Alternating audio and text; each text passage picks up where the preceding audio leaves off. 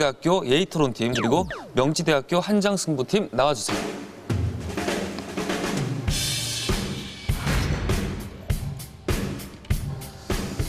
네, 예의토론팀 그리고 한장승부팀. 자, 오늘 두 팀이 맞붙게 될 토론의 주제 공개해 주십시오. 아파트 옥상에서 벽돌을 떨어뜨려 한 여성을 숨지게 한 사건. 가해자는 다름 아닌 만 9세와 11세. 게임을 많이 한다고 꾸짖은 고모를 살해한 가해자 만 13세. 현행법상 만 14세 미만은 형사처벌을 받지 않는다.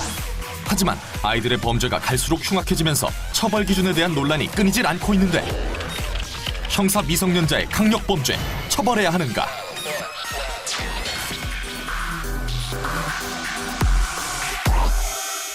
네, 우리나라 형법상 미성년자 기준은 만 14세죠. 만 14세 미만의 경우에 이 범법 행위를 저질러도 형사처벌을 받지 않게 되어 있습니다. 자, 먼저 형사 미성년자의 강력 범죄, 형사처벌 해야 한다는 입장의 예의토론팀부터 입론 시작하겠습니다.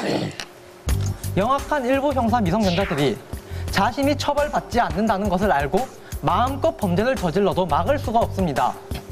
그렇기 때문에 보호 처분이 아닌 형사처벌을 통해서 미성년자라도 범죄를 저지르면 감옥에 갈 수 있다는 강력한 메시지를 사회에 보여줘야 합니다. 감사합니다. 네, 잘 들어봤습니다. 자, 이어서 형사처벌하면 안 된다는 입장의 한장승부팀 입론 들어보겠습니다. 물론 소년범의 강력범죄를 옹호하려는 것은 아닙니다. 죄에 따른 합당한 처분을 받아야 하고 책임을 다해야 합니다. 하지만 그 방법이 형사처벌과 교도소 행위 되어선 절대 안 됩니다. 이는 결국 소년범을 격리해서 사회화가 이루어지지 못하게 하고 재범을 양산할 뿐이기 때문입니다. 네, 먼저 질문 드릴게요. 입론 잘 들었는데요. 입론에서 이거를 교도생이나 형사처벌하는 경우에는 재범이 더 많아진다, 재범률이 높아진다 이런 말씀하셨는데 네. 그 근거가 어디 있죠? 그 사례에 대해서 좀 말씀해 주시죠. 네, 미국의 사례를 들 수 있을 것 같아요. 미국 같은 경우도 우리나라처럼 어떤 청소년 범죄가 심해지자 형사 이송 제도를 도입해서 청소년들도 형사처벌을 받을 수 있는 제도를 만들었습니다. 그런데요, 이 제도를 2004년 이후 축소해 나가고 있습니다. 그 이유가 뭐냐면요, 앞에서 말씀드렸던 재범률이 오히려 높아졌기 때문입니다. 형사처벌을 하면 재범률이 낮아졌을 거라 생각했는데 오히려 이것이 높아진 것입니다. 그러니까 이게 미국에서 형사처벌을 강화하니까 범죄가 많아졌다? 이런 내용이 있었는데 근데 그래서 제가 찾아서 읽어봤는데 이 사람이 결론은 완전 딴판이거든요. 제 손에 들려있는 이 논문이 말씀하신 주장의 근거가 되는 논문이거든요. 그런데 논문이 마지막 결론까지 꼼꼼히 읽어보면은 성인 수용자와 미성년자를 함께 구금하고 있는 미국과는 달리 우리나라는 성인과 미성년자를 분리 수용하기 때문에 단순히 엄격한 처벌의 부작용을 우려하기에는 무리가 있을 수 있다고 적혀 있습니다. 지금 논거 잘못 적용하신 거 인정하십니까? 그 부분에 대해서 말씀드리면요, 미국이요, 만약에 이 논문 읽으셨습니까? 네, 끝까지 읽으셨습니까? 네, 끝까지 읽었습니다. 이 논문에서 이야기하고 뭐라고 이야기하고 있냐면은 미국의 이 사례가 우리나라에는 정확히 적용될 수 없다라고 여기 적혀 있는데 논거가 지금 잘못됐다는 걸 인정하시는 건가요? 네, 알겠습니다.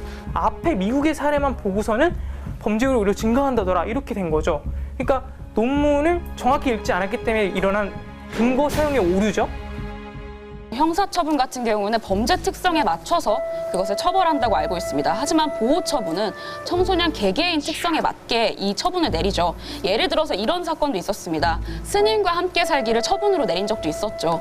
그 학생에게 가장 교화나 품행 교정에 가장 적절한 게 무엇인지 고민해서 내릴 네, 수 여기서 있다는 질문 것이 드릴게요. 보호처분이라고 그 말씀드렸습니다. 스님과 함께 살기 처분 그거 강력 범죄에 대해서 내린 처분인가요?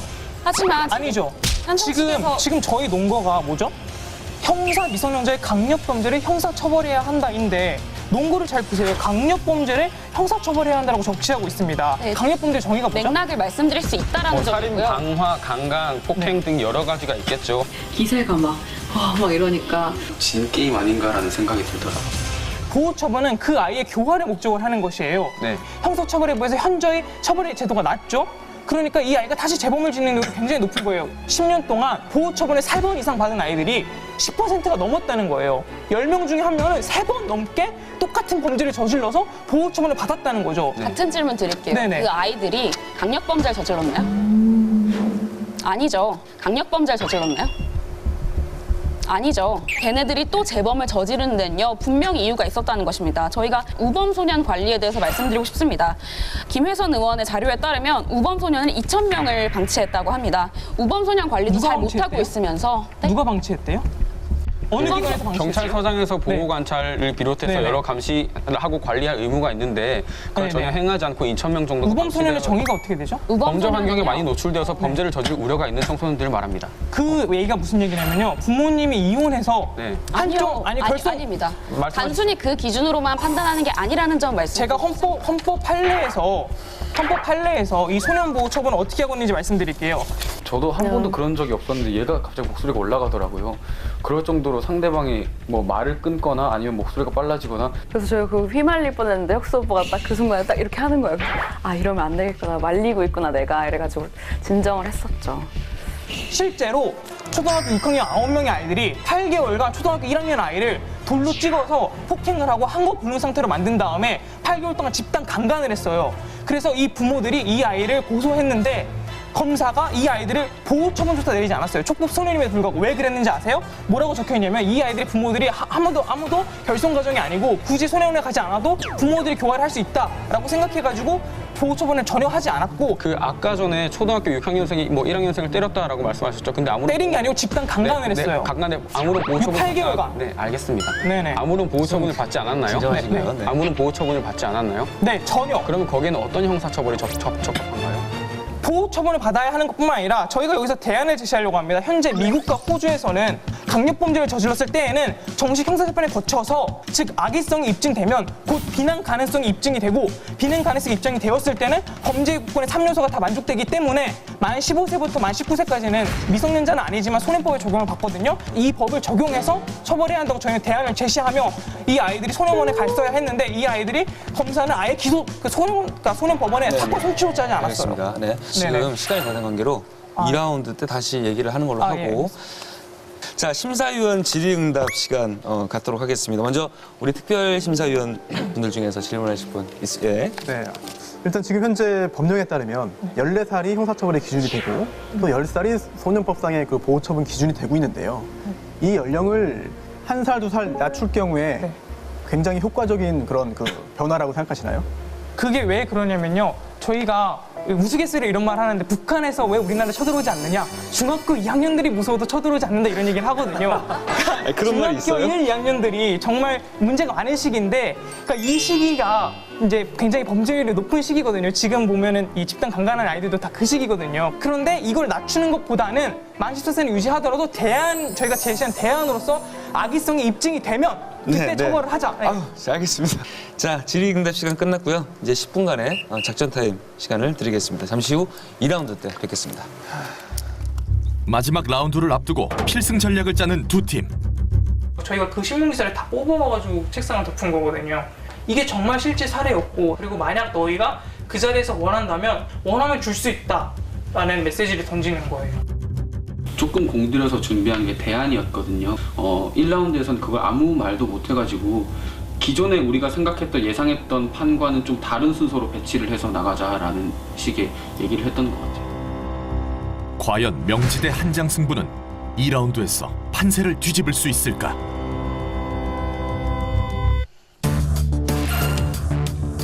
네, 이제 2라운드 시작하겠습니다. 이번에는 한장 승부팀부터 발언 시작하겠습니다. 네, 저희가 말씀드리고 싶은 것은 청소년과 어른은 분명히 차이가 있다는 것입니다. 대검찰청 조사에 따르면 강력범죄의 범행 동기가 우발적이었다라는 점. 저도 그런 부분 인정합니다. 아이들이 우발적으로 범죄 저지를 수 있죠. 그런데 그 범죄가 강력범죄, 살인, 강간, 그것도 집단 강간 이런 거 그리고 그게 심지어 악의적인 경우에는 처벌을 해야 한다. 50% 우발적인 이유는 58%가 강간이기 때문이죠. 자기보다 사회적으로 약한 사람을 대상으로 이런 성폭력을 저지르고 있어요. 이런 피해자들의 인권은 도대체 어떻게 보호해야 할까요? 이 악용하는 아이들이 처벌할 수 있게끔 지금 형법 구조에서 만 14세 얘는 완전히 묻지도 따지지도 않고 처벌을 안 하고 있기 때문에 네. 문제가 되고 있으니까 그걸 처벌하자고 여쭤볼게요, 말씀을 드리고 있는 그러면은. 건데 한 가지만. 계속 강력범죄 프레임을 깨고 일반적인 일들 아이들 중에 부모가 잘 기를 수 있다고 생각되는 아이들은 아예 사건 송치를 안 해버리고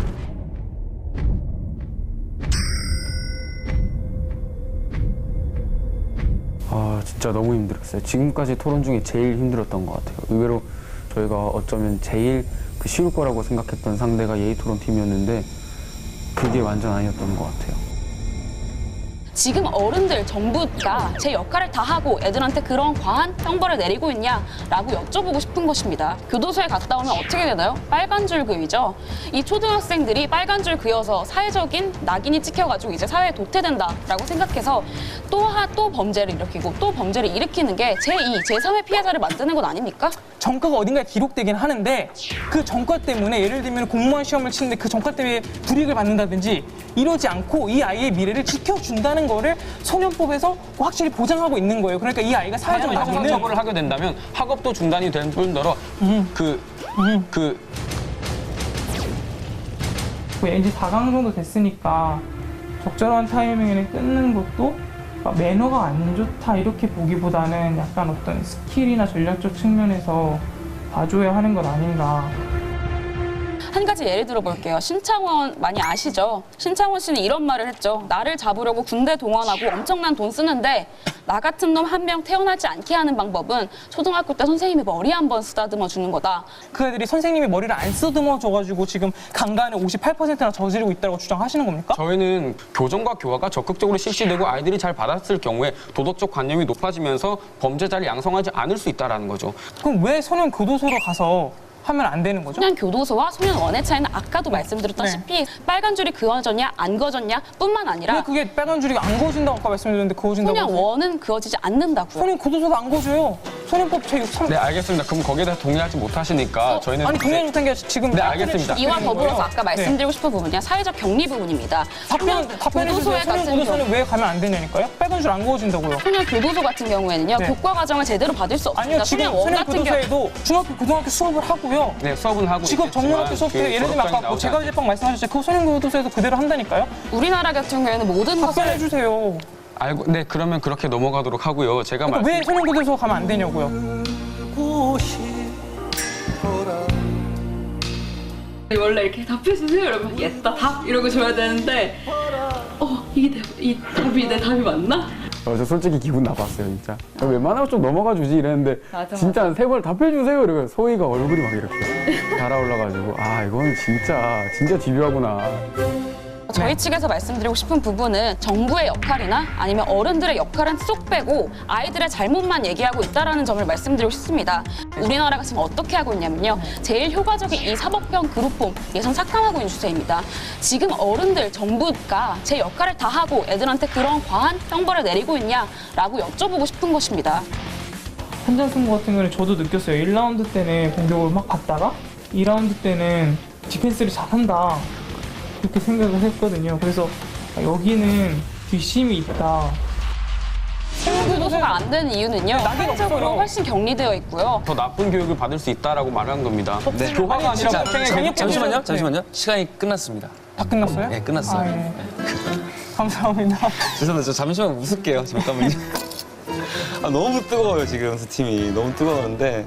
네, 입론과 역순으로 한장승부 팀부터 최종 발언해 주시길 바라겠습니다. 저는 솔직히 이 토론을 하기 전 자극적인 뉴스 속 청소년들을 보고 저런 자식들은 교도소에 쳐 넣어야 돼 라고 말하던 어른 중에 한 명이었습니다.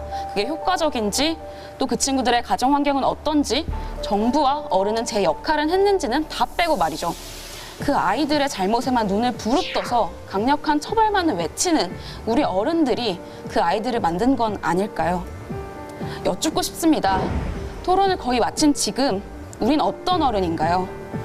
오늘 이 토론이 그 답을 찾는 시간이었길 바랍니다.